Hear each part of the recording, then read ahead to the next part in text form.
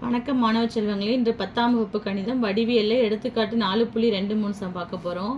ஒரு விமானம் விமான நிலையத்தை விட்டு மேலெழுந்து வடக்கு நோக்கி 1000 km/மணி வேகத்தில் பறக்கிறது. ஓகேவா?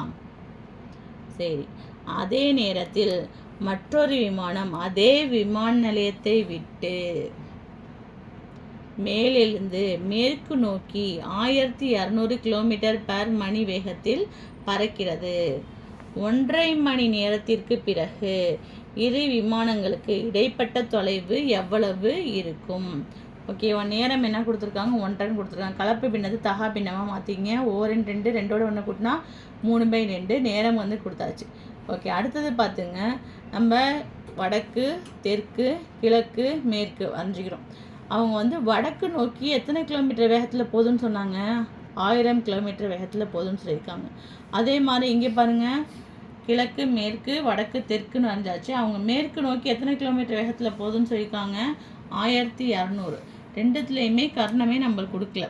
ஓகேவாப்பா? இப்போ தொலைவு ஃபார்முலா என்னென்னு பாருங்கள். தொலைவு D = வேகம் இன்ட்டு நேரம். வேகம் எவ்வளோ கொடுத்துருந்தாங்க? வடக்கு நோக்கி போகிறதுக்கு 1000. 1000 இன்ட்டு 3/2. ஓரன் 2 I2 10 0 0. 500 3 பெருக்குனா 3 15. 1500 கிலோமீட்டர். அடுத்தது பாருங்கள், மேற்கு நோக்கி போகுதுன்னு சொன்னாங்க. அப்போ அதில் 1200 கிலோமீட்டர் வேகத்தில் போகுது. அப்போ தொலைவு D = வேகம் இன்ட்டு தூரம். 1200 இன்ட்டு அங்கே கண்டுபிடிச்ச நேரம் எவ்வளோ? 3/2. ஓரன் 2 6 12 0 0. 600 3 பெருக்கி 1800 கிலோமீட்டர். பித்தாகரஸ் தேற்றத்தின்படி என்ன தெரியும் நம்மளுக்கு? கர்ணம் ஸ்கொயர் = பக்கம் ஸ்கொயர் பக்கம் ஸ்கொயர்.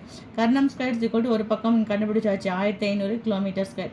1500 square plus 1800 square. இது எப்படி எழுதிக்கலாம்? 100 × 15. 100ஐயும் 15ஐயும் இங்கே பெருக்கினால தான் கிடைக்கும் 1500. 100ஐயும் 18ஐயும் பெருக்கினாலும் என்ன தான் கிடைக்கும்? 1800. இதை 100 ஸ்கொயர். 100க்கும் ஸ்கொயர் உண்டு, 15 ஸ்கொயர் உண்டு. அதே மாதிரி 100க்கும் ஸ்கொயர் உண்டு இன்ட்டு 18க்கும் ஸ்கொயர் இருக்குது. இங்கே ப்ளஸ் சிம்பிள் தான் இருக்குது. ஓகேவா? ரெண்டுத்துலேயும் இது பொதுவாக இருக்குது 100 ஸ்கொயர். இங்கே என்ன இருக்குது? மீதி 15 ஸ்கொயர். என்ன குறி இருக்குது? ப்ளஸ். இங்கே 18 ஸ்கொயர். 15ஐயும் 15ஐயும் பெருக்கினா இது 225. 18ஐயும் 18ஐயும் பெருக்கினீங்கன்னா 324. அப்போ 100 ஸ்கொயர். இது ரெண்டுத்தையும் கூட்டினா என்ன கிடைக்குது? 529. 529 டானாவத்தல் போடுங்க பார்ப்போம். 3 பல்ல போட்டால் 1 3 3 8 3 24 3 9. திருப்பி 3 பல்ல போட்டோம்னா 100 ஸ்கொயர் இன்ட்டு 549மா. 549 டானாவத்தல் போடுறோம். 3 பல்ல போட்டோம்னா 1 3 3 8 3 24 3 9. திருப்பி 3 பல்ல போட்டால் 6 3 18 1 3 3. திருப்பி 61 பல்ல ஏன் போட்டிருக்கோன்னா 61ங்கிறது பகா எண்ணம், அதனால் போட்டாச்சு. 61 61. ஓகே, இப்போ 3லேயே 2 3 இருக்கா? அடுத்தது இங்கே 61 இருக்குது. ஓகே, 100 எத்தனை தரலாம்? 100 × 100. இதான் 3 × 3 61. இது ரெண்டுத்துக்கும் ஜோடி இருக்கா? அப்போ கர்ணம் ஸ்கொயர்னா கர்ணமாக மாற்றோம்னா 2 100க்கு 100 எடுத்தாச்சு. 2 3க்கு 1 3 எடுத்தாச்சு. இதுக்கு பேர் இல்லை, அதனால √61.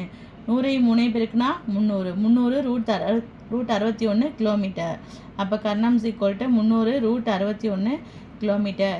2 விமானங்களுக்கு இடைப்பட்ட தொலைவு எவ்வளோ இருக்குன்னு கேட்டிருக்காங்க. அது 300 × √61 கிலோமீட்டர். Thank you students.